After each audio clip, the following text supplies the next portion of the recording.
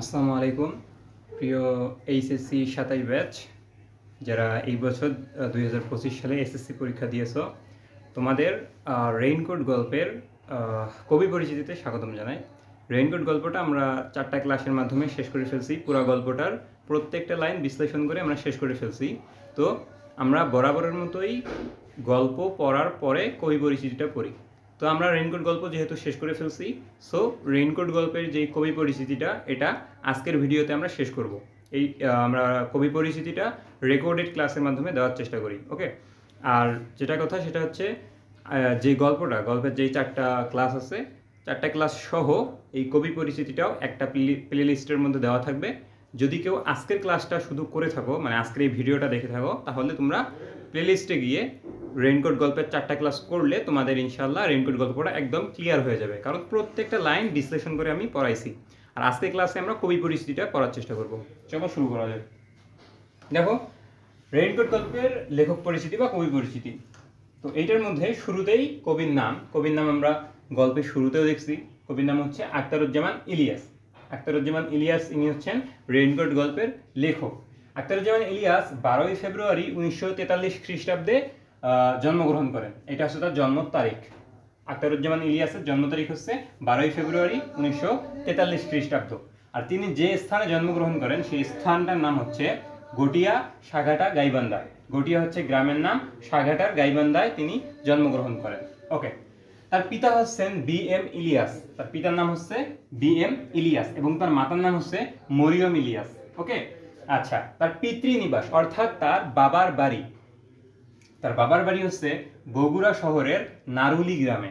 ওকে, এটা হচ্ছে তার পিতৃনিবাস, তার মানে তার পিতার বাড়ি বা তার পিতার বাসস্থান হচ্ছে বগুড়া শহরের নারুলি গ্রামে। ওকে, তার শিক্ষা জীবনে যদি আসি আমরা, শিক্ষা জীবনে আমি 3টা স্টেপে ভাগ করছি। তোমরা বইয়ের মধ্যে যখন পড়তে যাবা, বইয়ের মধ্যে একটু তোমার অগোছালো লাগতে পারে যে কোথায় থেকে কোথায় গেছে। এই জন্য আমি স্টেপ বাই স্টেপ এবং সাজায় দেওয়ার চেষ্টা করছি, প্রত্যেকটা স্টেপ অনুযায়ী দেওয়ার চেষ্টা করছি। এই কারণে শিক্ষা জীবনটা আমি 3টা স্টেপে রাখছি। একটা হচ্ছে মাধ্যমিক, একটা হচ্ছে উচ্চ মাধ্যমিক, আর একটা হচ্ছে উচ্চতর। মাধ্যমিক পড়াশোনাটা সাধারণত আমরা যেটাকে মেট্রিক বলে থাকি, মেট্রিক যেটাকে বলে, মাধ্যমিক বা মেট্রিক, এইটা তিনি পাশ করেছেন 1958 সালে। 1958 সালে এটা তিনি পাশ করেছেন বগুড়ার জিলা স্কুল থেকে। যেহেতু তিনি বগুড়ার তোমার হচ্ছে তার বাবার বাড়ি হচ্ছে বগুড়া, ছোটবেলায় তিনি বগুড়াতেই ছিলেন, অর্থাৎ তার মাধ্যমিক অর্থাৎ যেটাকে আমরা মেট্রিক বলি, এই মেট্রিক তিনি 1958 সালে বগুড়ার জিলা স্কুল থেকে পার করেন।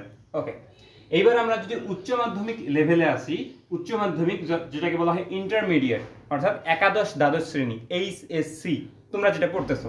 ওকে, তো উচ্চ মাধ্যমিক বা ইন্টারমিডিয়েট এটা তিনি পাশ করেন 1961 সালে ঢাকা কলেজ থেকে। তার মানে এইচএসসি বা একাদশ দ্বাদশ শ্রেণীর পড়াশোনাটা তিনি ঢাকা কলেজ থেকে করছেন আর 1961 সালে করছেন। ওকে, এবার আমরা আসি যদি উচ্চতর পড়াশোনার মধ্যে, ইন্টারমিডিয়েটের পরবর্তী লেভেলের যে পড়াশোনা সেটাতে যদি আসি উচ্চতর পড়াশোনাতে, তো তিনি বিএম সম্মান বাংলা অর্থাৎ তিনি বিএম এইটা করেন, এটা বাংলার একটা সম্মাননা স্বীকৃতি।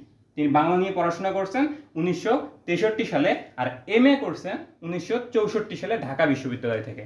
ঠিক আছে, তো তিনি ঢাকা বিশ্ববিদ্যালয় থেকে এমএ করছেন 1964 সালে, আর বাংলার যেটা সম্মাননা তোমার স্বীকৃতি দেওয়া হয় বিএম, এটা তিনি করেন 1963 সালে। আশা করি এটুকু ক্লিয়ার। তো এখানে না বোঝার কিছু নাই, আমি একটু সময় দিলাম, কেউ যদি চাও স্ক্রিনশট নিয়ে রাখতে পারো। ওকে, এইবার চলে আসি আমরা 5 নম্বর পয়েন্টের মধ্যে। 5 নম্বর পয়েন্টে আমরা দেখছি কর্মজীবন। তোমরা যদি শুধুমাত্র বইয়ে দেখো, তোমাদের বইয়ের মধ্যে যদি কবি পরিচিতি দেখো, সেখানে দেখবা জাস্ট কর্মজীবন একটা লাইনে শেষ করে দিচ্ছে। বাট আমি এখানে একটু তোমাদেরকে ডিটেলস জানানোর চেষ্টা করছি যাতে তোমাদের সামনে গিয়ে সব সুবিধা হয়। ঠিক আছে, দেখো, তিনি কর্মজীবনে অধ্যাপক ছিলেন বাংলা বিভাগ ঢাকা কলেজের। যেহেতু তিনি বাংলা নিয়ে পড়াশোনা করছেন, বাংলা নিয়ে তার ডিগ্রি, সেহেতু তিনি ঢাকা কলেজে বাংলা বিভাগে অধ্যাপক ছিলেন। এছাড়াও তিনি সহযোগী অধ্যাপক ছিলেন বাংলা বিভাগে জগন্নাথ কলেজে। ঢাকা কলেজে ছিলেন বাংলা বিভাগের অধ্যাপক সরাসরি, আর জগন্নাথ কলেজে বাংলা বিভাগের সহযোগী অধ্যাপক, সহকারী অধ্যাপক যেটাকে বলে। ঠিক আছে, তো তার কর্মজীবনে এই 2টা কাজ তিনি করছেন। একটা হচ্ছেন অধ্যাপনা করছেন ঢাকা কলেজে বাংলা বিভাগে, আর সহযোগী অধ্যাপনা করছেন জগন্নাথ কলেজের বাংলা বিভাগে। ওকে, আচ্ছা, এইবার চলো আসি আমরা সাহিত্য সাধনা। তার মানে তার কি কি তিনি গল্প লিখছেন, কয়টা তিনি বই লিখছেন, কয়টা মানে উপন্যাস, কয়টা প্রবন্ধ, এইগুলোর মধ্যে চলে আসি। ঠিক আছে, এইগুলো হচ্ছে তার সাহিত্য সাধনা। ঠিক আছে, আচ্ছা সাহিত্য সাধনার শুরুতে আমরা আসি গল্প গ্রন্থের মধ্যে, তার মানে তার গল্পের বইয়ের মধ্যে চলে আসি। এই যে নামগুলো এখানে লিখছি এইগুলো হচ্ছে তার গল্পের বই।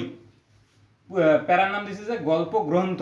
গল্প মানে তো গল্প, আর গ্রন্থ মানে বই, তার মানে যেই বইগুলোর মধ্যে তার গল্পগুলো রাখা হয়েছে, গল্পের বই। ওকে, তো তার গল্পের বইয়ের নাম হচ্ছে অন্য ঘরে অন্য স্বর, এটা একটা বইয়ের নাম। খোয়ারি একটা বইয়ের নাম। এই বইগুলোর মধ্যে অনেক মানে কয়টা করে গল্প অন্তর্ভুক্ত করা হয়েছে। অন্য ঘরে অন্য স্বর এটা একটা বই, এটার ভিতরে গল্প আছে। খোয়ারি এটাও একটা গল্পের বই। দুধে ভাতে উৎপাত এটাও একটা গল্পের বই।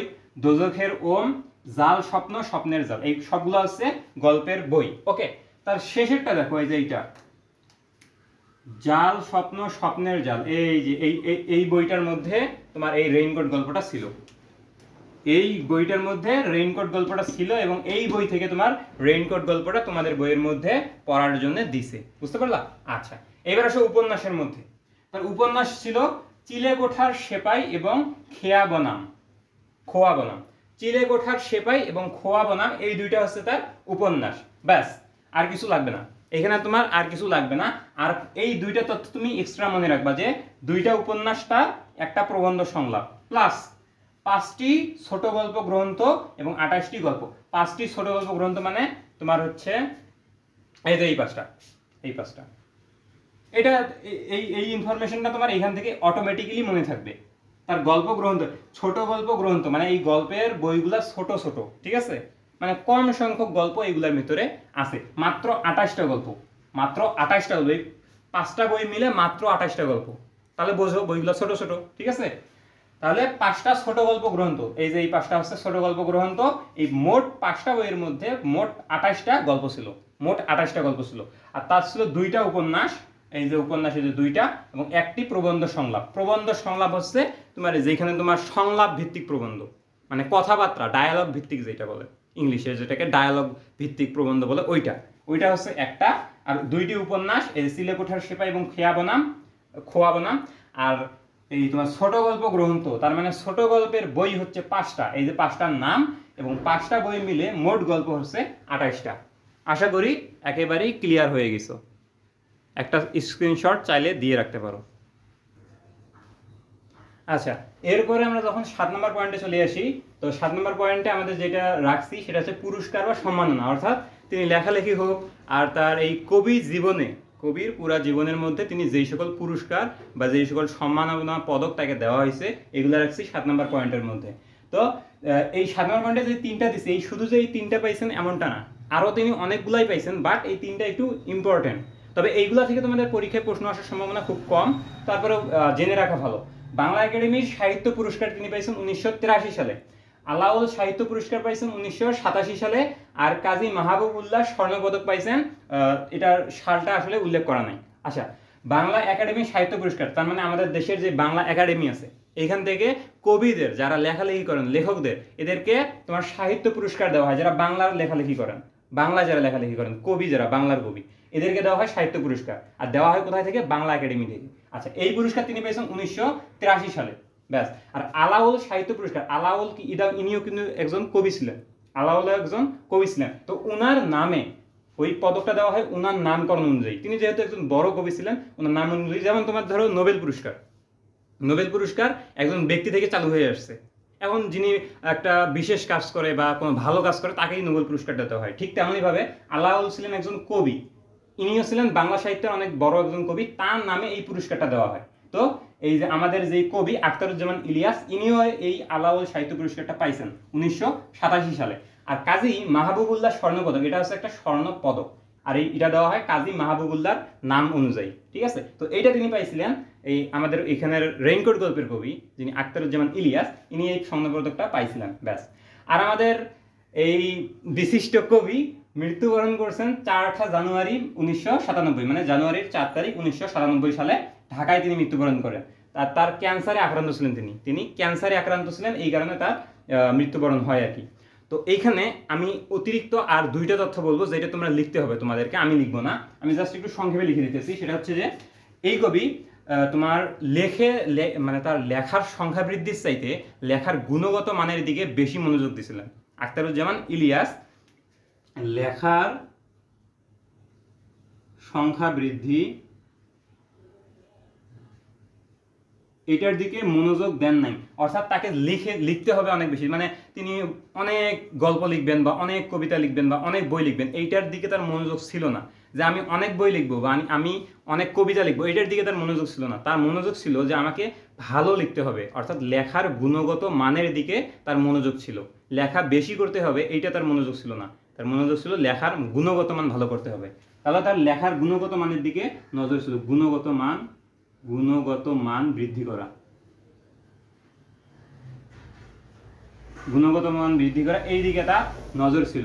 ঠিক আছে, এই কারণে তোমরা একটু লক্ষ্য করে দেখো, এই কারণে কিন্তু তার মাত্র গল্প হচ্ছে 28টা, বই হচ্ছে মাত্র 5টা, যে বই 5টার নাম কিন্তু আমি লিখে দিয়েছিলাম আগের তোমার স্লাইডের মধ্যে। ওকে, তো ওই 5টা বইয়ের মধ্যে তার সর্বমোট গল্প হচ্ছে মাত্র 28টা, আর 2টা মাত্র উপন্যাস লিখছেন। একটা হচ্ছে তালপাতার সেবায়, আরেকটা কি, আরেকটা হচ্ছে তোমার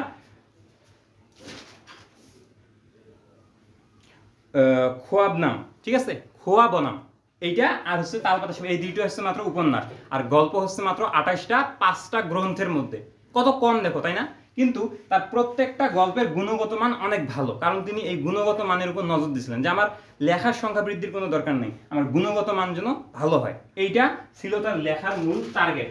আর ইনি একমাত্র না, ইনি একজন কবি যার তোমার প্রত্যেকটা সেক্টরে লেখার এই তোমার অবদান ছিল। যেমন ধরো তুমি যদি বলো ইতিহাসের কথা, ইতিহাস বলো, ঐতিহ্য, রাজনীতি, এরপর হচ্ছে তোমার অর্থনীতি, সংস্কৃতি, শোষণ, বঞ্চনা সহ প্রায় অনেক সেক্টরের মধ্যে তার এই লেখার লেখার তোমার হচ্ছে কি বলে এটাকে তোমার এটার লেখার তিনি অবদান রাখছেন। ঠিক আছে, অনেক সেক্টরের মধ্যে তিনি অবদান রাখছেন। তো এই দুইটা ইম্পর্টেন্ট তথ্য তুমি লিখে রাখবা, কারণ এগুলো থেকে আসে না সম্ভব সাধারণত পরীক্ষায়, বাট যদি দিয়ে দেয়, এই কারণে যে তার সংখ্যা বৃদ্ধির উপর নজর ছিল না, গুণগত মান ভালো করার, লেখার গুণগত মান ভালো করার দিকে নজর ছিল। এবং আরেকটা হচ্ছে তিনি প্রায় অনেক সেক্টরের মধ্যে লেখার অবদান রাখছেন। আর এই যেগুলো পয়েন্ট আকারে দিলাম, এগুলো তো তোমাদেরকে মনে রাখতেই হবে। ঠিক আছে, তো এইখানে আবার গুরুত্বপূর্ণ পয়েন্ট কোনগুলো আমি একটু বলি। পুরস্কার আর সম্মাননা যে পয়েন্টটা আছে এটা মনে রাখবা। মৃত্যুর সালটা তো অবশ্যই মনে রাখতেই হবে, তাই না? জন্মের সালটা মনে রাখতে হবে। এরপর তার জন্মের যেই তারিখটা এটা মনে রাখবা। এই স্থানটা যদি না মনে থাকে কোনো ব্যাপার না। পিতার নামটা এবং মাতার নামটা মনে রাখবা। পিতৃনিবাস যদি না মনে থাকে ব্যাপার না।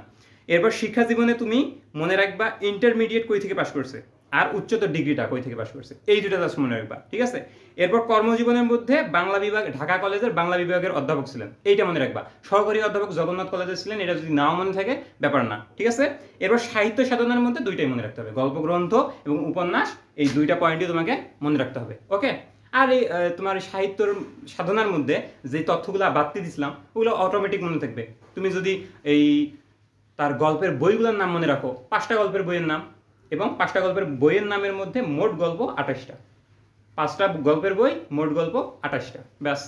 আর হচ্ছে 2টা উপন্যাস, আর একটা হচ্ছে তোমার ডায়ালগ ভিত্তিক প্রবন্ধ। ডায়ালগ ভিত্তিক মানে ইংলিশে যেটাকে ডায়ালগ, বাংলা যেটাকে বলে কি সংলাপ, সংলাপ ভিত্তিক প্রবন্ধ হচ্ছে মাত্র একটা, ব্যাস। এইটাই হচ্ছে আখতারুজ্জামান ইলিয়াসের ফুল একদম লেখক পরিচিতি। বুঝতে পারলাম? তো এইটা সুন্দর করে পড়ে ফেলবা। আর কেউ যদি রেইনকোট গল্পটা না পড়ে থাকো, তাহলে এইটা যেই প্লে লিস্টে থাকবে ওই প্লে লিস্টে গিয়ে দেখবা তোমার রেইনকোট গল্পের 4টা ক্লাস সাজাই দেওয়া আছে। তো সেখান থেকে ওই গল্পটা পুরোপুরি পড়ে ফেললে আশা করি তোমাদের প্রত্যেকটা লাইন ক্লিয়ার হয়ে যাবে। তো যেহেতু হোয়াইট বোর্ডে একটু সমস্যা হবে, তো যদি স্মার্ট বোর্ড থাকতো একটু সুবিধা হইতো। তো দেখা যাক আল্লাহ রহমত করলে সামনে কি করতে পারি। তো সে পর্যন্ত সবাই ভালো থাকো, সুস্থ থাকো, এবং দেখা হবে পরবর্তী কোনো ক্লাসে। আল্লাহ হাফেজ।